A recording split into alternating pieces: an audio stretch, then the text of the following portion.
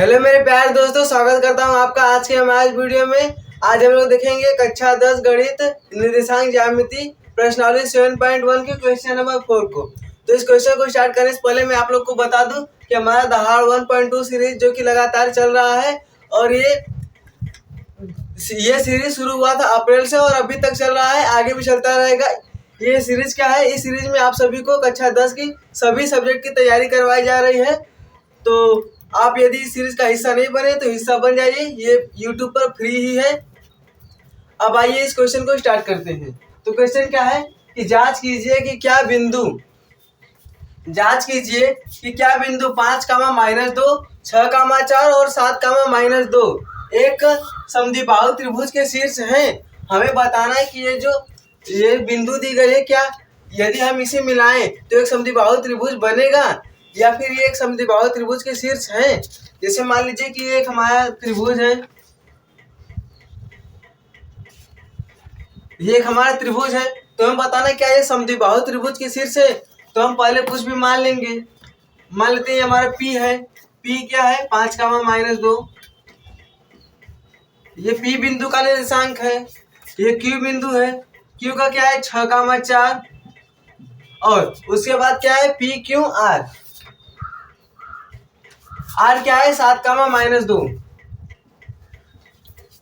ये देखिए हमने मान लिया कि ये त्रिभुज है और उसमें P का पहला जो निशान था वो P का है, दूसरा Q का, तीसरा R का। इससे मिलकर एक समद्विबाहु त्रिभुज बनेगा। पहले हमने ये मान लिया, फिर उसके बाद लिखेंगे हल में लिखेंगे कि माना बिंदु P बराबर 5, -2, Q बराबर 6, 4 और बराबर 7, -2। ये हमने माना है। माना बिंदु P क्या है? 5, -2, Q क्या है? 6, 4 और R क्या है? R है हमारा 7, -2 है। ये हमने मान लिया। अब देखिए समद्विबाहु त्रिभुज का मतलब क्या होता है? समद्विबाहु त्रिभुज का मतलब होता है कि कोई ऐसा त्रिभुज जिसकी दो भुजाएं बराबर हो। जैसे या तो ये भुजा इसके बराबर हो, या ये इसके बराबर हो, या ये दोनों आपस में बराबर हो। मतलब ऐसा कोई त्रिभुज जिसकी दो भुजाएं आपस में बराबर हो। तो हम इसके बीच की दूरी निकालेंगे। यदि इसके बीच की दूरी कोई दो दूरी आपस में बराबर हो गई तो हम ये कह सकते हैं कि ये जो शीर्ष दिया गया है समद्विबाहु त्रिभुज के शीर्ष हैं। तो अब इसके बीच की दूरी निकालेंगे। दूरी निकालने के लिए क्या करते हैं हम लोग? दूरी निकालने के लिए दूरी सूत्र होता है। दूरी सूत्र देखिए, दूरी सूत्र क्या होता है? पहले लिख लेंगे दूरी सूत्र। दूरी सूत्र क्या होता है? √x2 - x1 का whole square plus y2 - y1 का होल स्क्वायर। ये हमारा दूरी सूत्र होता है। अब इसके अंदर का जो x1 - x2 और x2 - x1 भी लिख सकते हैं। देखिए अब हम यहाँ पर वैल्यू रखेंगे। वैल्यू रखने के लिए सबसे पहले हमें कुछ चीजें पता होनी चाहिए। क्यों? क्योंकि हम इसके बीच की दूरी निकाल रहे हैं। जब इसके बीच की दूरी है तो इसमें x1 y1 क्या होगा, x2 y2 क्या होगा। तो उसको यहाँ पर देखिए समझ लेते हैं हम। यहीं पर समझ लेंगे कि PQ के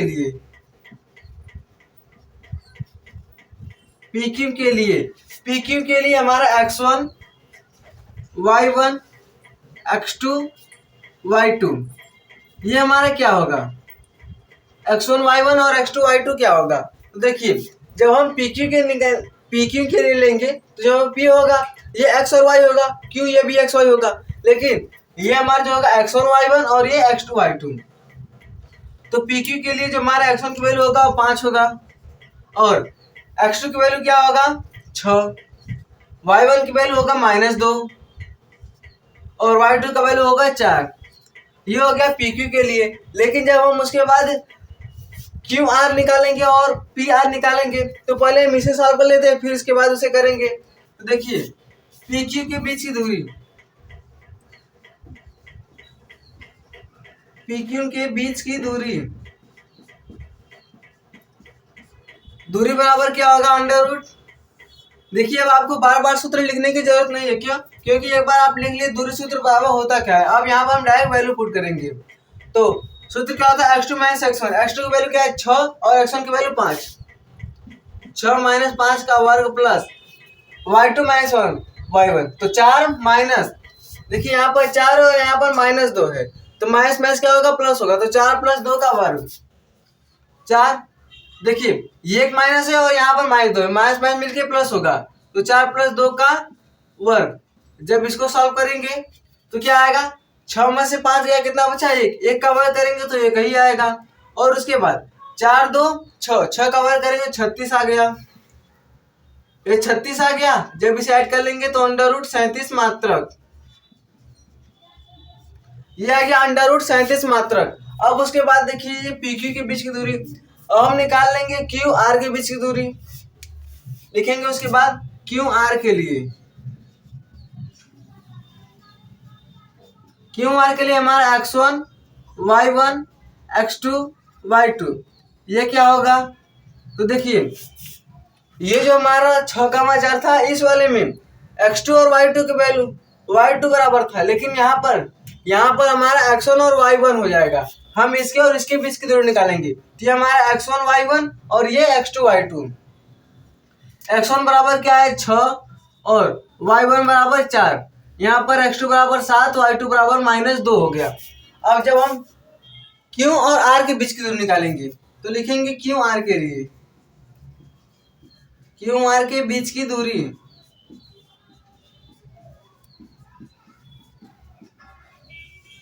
दूरी बराबर यहाँ पर भी वैल्यू रख देंगे।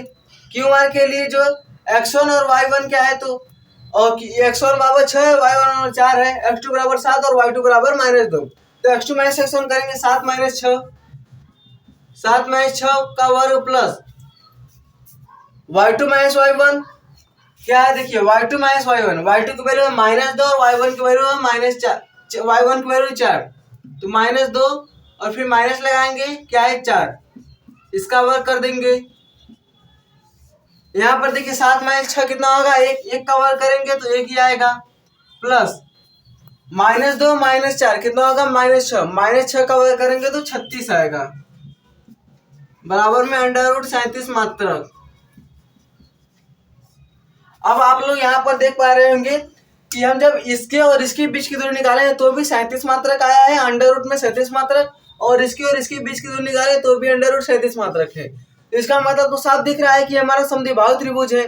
लेकिन हम क्या करेंगे, इसके और इसके बीच की भी दूरी निकालेंगे। क्यों? क्योंकि कहीं ये भी दूरी बराबर हो गई तो इसका मतलब ये तो समबाहु त्रिभुज है। समबाहु क्या होता है, यदि जिसकी तीनों भुजा बराबर हो, इसे समद्विबाहु त्रिभुज कहते हैं। यदि इसके और इसके बीच की दूरी भी √37 मात्रक आ गए तब ये समबाहु त्रिभुज हो जाएगा। इसलिए हम इसके और इसके बीच की दूरी भी निकाल लेंगे, क्योंकि हम ये देखेंगे क्या ये समद्विबाहु त्रिभुज तो नहीं है। अगर ये इसके बराबर नहीं हुआ, √37 मात्रक नहीं हुआ, तब तो पक्का है कि ये समद्विबाहु त्रिभुज है। लेकिन यदि बराबर हो गया तो अब ये समबाहु त्रिभुज होगा, न कि समद्विबाहु त्रिभुज। तो इसके बीच की दूरी निकालने के लिए पहले लिखेंगे PR के लिए, x1 y1 x2 y2। तो देखिए x1 बराबर क्या होगा, यहाँ पर P और R के लिए तो आप इसको x1 y1 मान लीजिए या फिर इसको x1 y1 मान लीजिए, किसी की मानेंगे आंसर जो है सेम ही आएगा। चलिए यहाँ पर मान लेते हैं x1 बराबर 5 और y1 बराबर -2, 5 और y बराबर -2, x2 बराबर 7 और y2 बराबर -2। अब हम यहाँ पर लिखेंगे PR के लिए, PR के बीच की दूरी, PR के बीच की दूरी, तो यहाँ पर भी वैल्यू रख देंगे।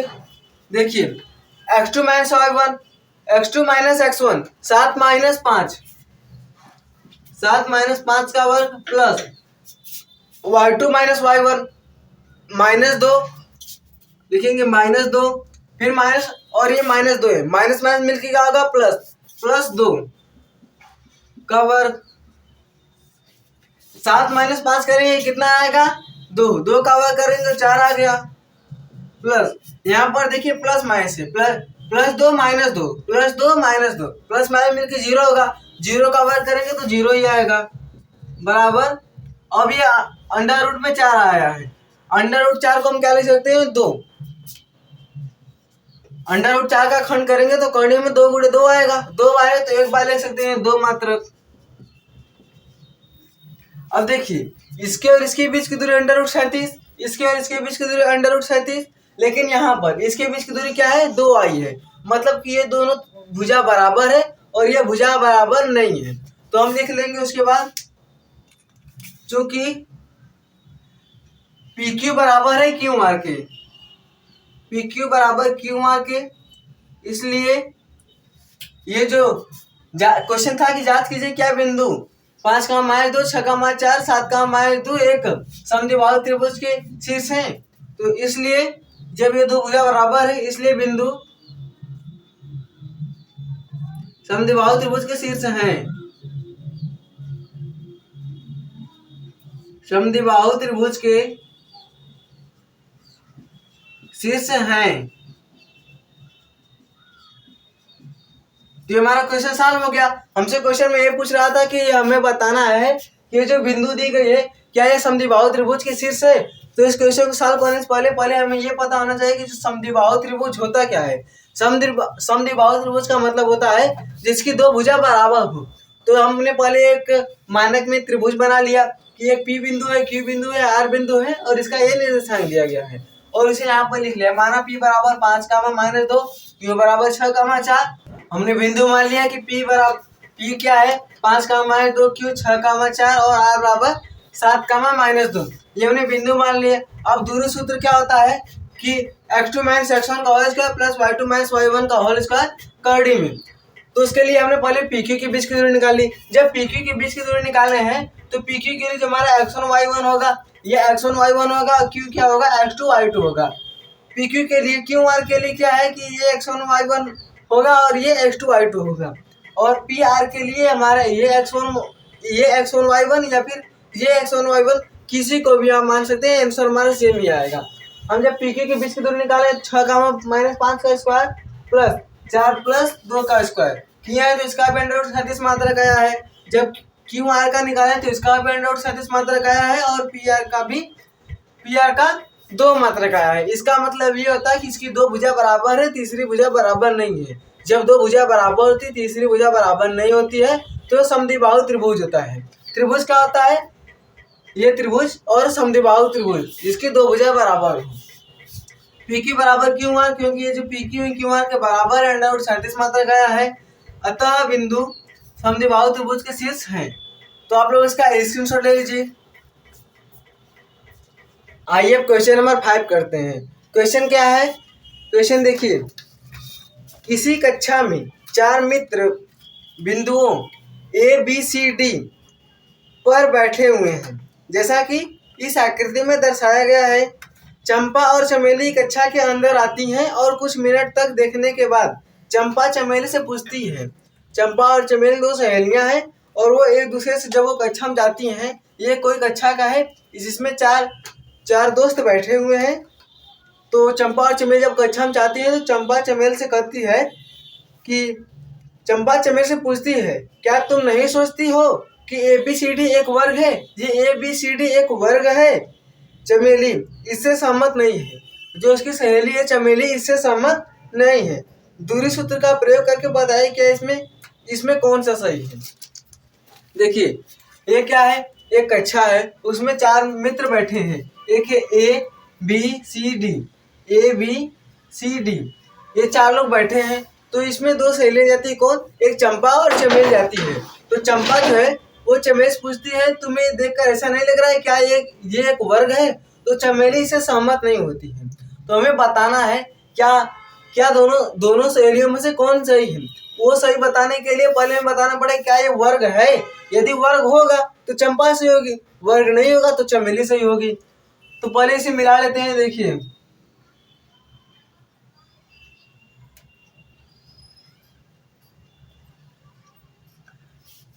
ये हमारा एक चतुर्भुज बन गया। अब हमें बताना है क्या ये एक वर्ग है। देखिए वर्ग क्या होता है, वर्ग के बारे में थोड़ा समझ लीजिएगा। वर्ग होता है जिसकी चारों भुजाएं बराबर हों, जिसकी चारों भुजाएं आपस में बराबर हों, यानी कि ये भुजा ये चारों भुजा आपस में बराबर हो और इसका ये जो ये इसका विकर्ण आए वो भी बराबर हो। तो अगर ये पहले हम इसके और इसके बीच की दूरी निकालेंगे, इसके बीच की दूरी निकालेंगे और इसी प्रकार इस चारों के बीच की दूरी निकालेंगे। यदि बराबर हुआ तो हम कह सकते हैं ये वर्ग है, लेकिन उसके लिए हमें इसका विकर्ण भी निकालना पड़ेगा। यदि विकर्ण भी बराबर हुआ तब हम कह सकते हैं कि नहीं ये एक वर्ग है। तो समझ गए क्वेश्चन क्या करना है। सबसे पहले हमें इसके चारों के बीच की दूरी निकालनी है, फिर इसका विकर्ण निकालना है कि क्या ये बराबर है कि नहीं। देखिए एक का निशान क्या है, इधर 3,4, 3,4। डी का निशान देखिए 6,1। ये कैसे लिख पा रहे हैं, क्योंकि देखिए डी ये जो बिंदु है ये इधर एक्स पे 6 है और वाई पे 1 है। पहले एक्स का लिखते हैं फिर वाई का लिखते हैं, तो एक्स पे 6 और वाई पर 1। सी क्या है 9,4 और ये इधर बी क्या है 6,7। अभी हमें निर्देशांक पता चला गया। अब हम क्या करेंगे कि इसके बीच की दूरी निकालेंगे। लिखते हैं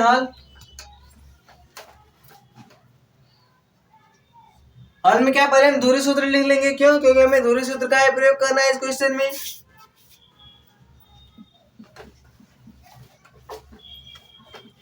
सूत्र क्या होता है, √x2 - x1 का whole square plus y2 - y1 का होल स्क्वायर। ये हमारा दूरी सूत्र हो गया। अब हम क्या करेंगे कि एक एक करके इसके बीच की दूरी निकालेंगे। लिखेंगे ए बी के बीच की दूरी।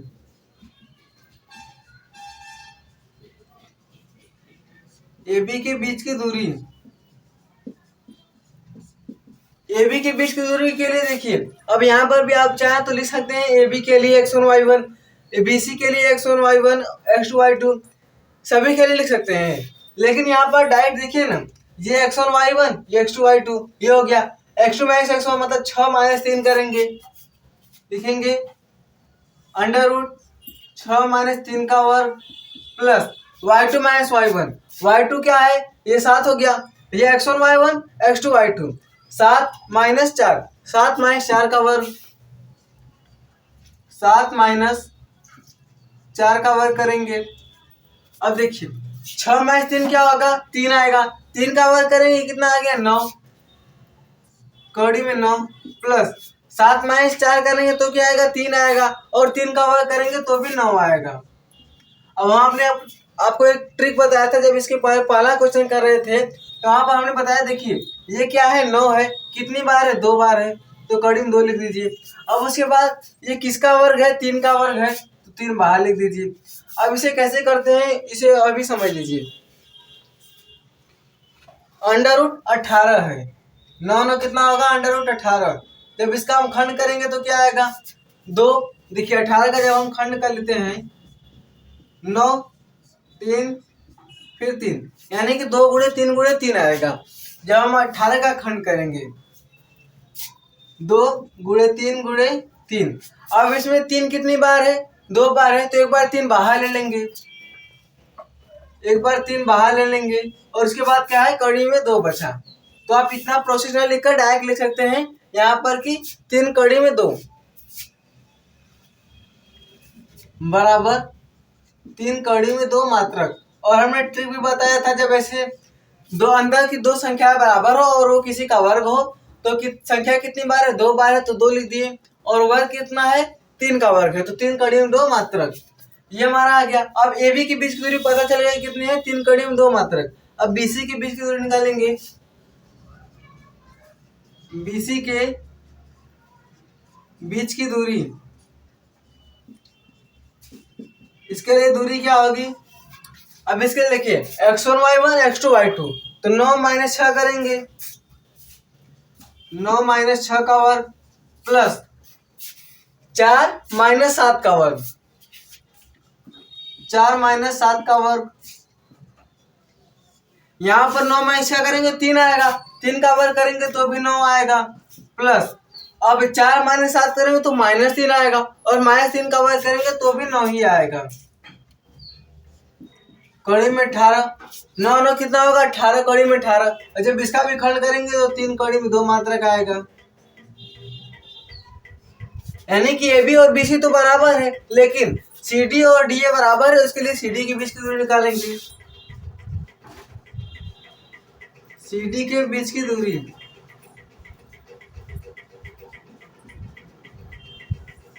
सी डी के लिए देखिए ये x1 y1 और ये x2 y2, तो x2 minus x1 6 minus 9, 6 minus 9 का वर्ग प्लस y1 क्या है, y1 4 है और y2 1 है, तो 1 माइनस 4 का वर्ग, 1 माइनस 4 का वर्ग करेंगे कितना आएगा, 6 माइनस 9 करेंगे 3 आएगा, 3 का वर्ग करेंगे तो भी 9 आया, प्लस 1 माइनस 4 करेंगे 3 आया, 3 का वर्ग करेंगे तो भी 9 आया। ये कड़ी में 18 हो गया। जब इसका भी खंड करेंगे 3 कड़ी में 2 मात्रक आएगा।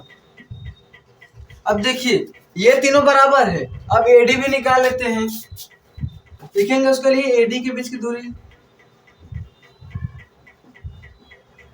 एडी के बीच की दूरी क्या होगी कड़ी में, अब x1 y1 और x2 y2, तो x2 माइनस x1 6 माइनस 3 करेंगे, 6 माइनस 3 का वर्ग प्लस y2 माइनस y1 तो 1 माइनस 4 का वर्ग। जब इसका भी खंड करेंगे 6 माइनस 3 कितना आएगा, 3 का वर्ग करेंगे तो 9, 6 माइनस 3 करेंगे 3 आएगा, 3 का वर्ग करेंगे 9, 1 माइनस 4 करेंगे माइनस 3 का वर्ग करेंगे तो भी 9 आ गया। कड़ी में 18 और 3 कड़ी में 2 मात्रक। अब देखिए ये चारों भुजा तो बराबर है, तो हम कह सकते हैं कि चतुर्भुज है, लेकिन ये चतुर्भुज जो है वर्ग है, लेकिन चतुर्भुज के लिए हमें इसका विकर्ण भी बराबर होना चाहिए। यदि वर्ग है तो इसका विकर्ण भी बराबर होना चाहिए।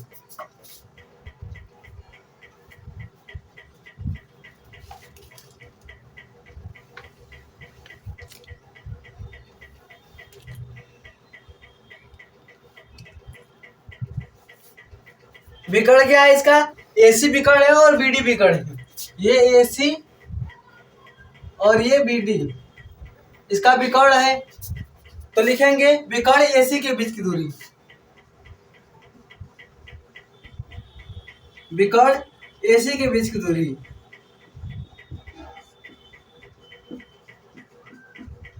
एसी के बीच की दूरी बराबर क्या होगी, इसमें भी ये x1 y1 और ये x2 y2 हो गया, तो 9 माइनस 3 करेंगे, 9 माइनस 3 का वर्ग प्लस 4 और माइनस 4, 4 माइनस 4 होगा, 9 माइनस 3 कितना होगा 6 होगा, 6 का वर्ग करेंगे 36 प्लस 4 माइनस 4 0, 0 का वर्ग करेंगे 0 ही आएगा। यानी कि कौड़ी में 36 किसका मान आता है, 6 का, 6 मात्रक। ये आ गया विकर्ण एसी के बराबर कितना आ गया, 6 मात्रक आ गया। अब निकालेंगे इसी प्रकार विकर्ण बीडी के बीच की दूरी, विकर्ण बीडी के बीच की दूरी,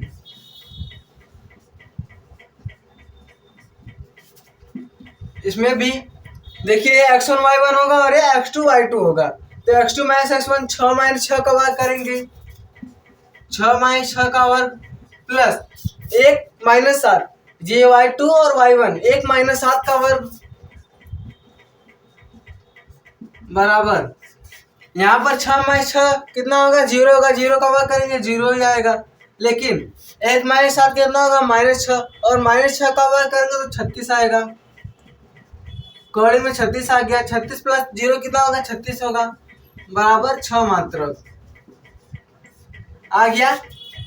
ये जो ये शीर्ष दिया था कि 3,4 6,4 9,4 6,1, इसके बीच की दूरी भी बराबर है और इसका विकर्ण भी बराबर है। मतलब देखिए ए बी बराबर है बी सी बराबर सी डी बराबर डी ए, ये भी बराबर है और इसका विकर्ण ए सी बराबर है डी बी के या फिर बी डी के, ये सब बराबर है। अतः ये एक वर्ग होगा।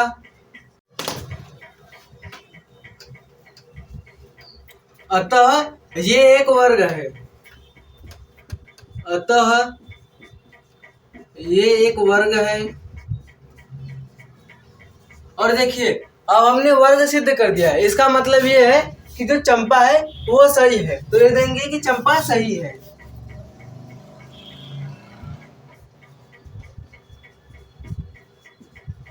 चंपा सही है क्यों? क्योंकि चंपा ने तो बोला था कि ये जो बिंदुएं हैं ए बी सी डी, जो कक्षा में लड़के बैठे हैं, ये एक वर्ग की देखने में एक वर्ग लग रहे हैं, लेकिन चमेली इसे समझ नहीं थी, तो कहा चलो इसे सिद्ध करते हैं। तो क्या है कि इसके बीच की पहले हमने दूरी निकाल लिया। वर्ग क्या होता है कि इसके बीच की जिसकी चारों भुजाएं बराबर हो और इसका विकर्ण बराबर हो। तो क्या किया हमने दूरी सूत्र से x2 - x1 प्लस का whole square plus y2 - y1 का होल स्क्वायर कड़ी में जब हम इसके सभी बिंदुओं के बीच की दूरी निकाले तो AB बराबर कितना आ गया 3√2 मात्रक, BC बराबर 3√2 मात्रक, CD बराबर 3√2 मात्रक और AD बराबर भी 3√2 मात्रक। इसका मतलब कि इसकी चारों भुजाएं बराबर हैं, तो लिख दिया कि AB बराबर है BC बराबर CD बराबर DA, इसकी चारों भुजाएं बराबर हैं। अब उसके बाद हमने क्या किया कि इसका विकर्ण बराबर निकाल लिया, और इसका विकर्ण जब हम निकाले कि विकर्ण AC बराबर कितना आया 6 मात्रक और BD बराबर भी 6 मात्रक आया। इसका मतलब इसका विकर्ण भी बराबर है। जब विकर्ण बराबर है तो विकर्ण AC बराबर है BD के, अतः ये एक वर्ग है और चंपा सही है। तो आप लोग इसका स्क्रीनशॉट ले लीजिए।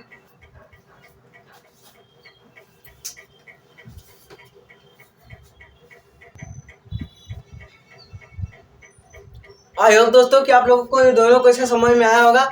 तो इस प्रकार हमें question number 4 and question number 5 समाप्त होता है। अब हम आपसे मिलेंगे नेक्स्ट वीडियो में क्वेश्चन नंबर 6 और उसके आगे क्वेश्चन करेंगे।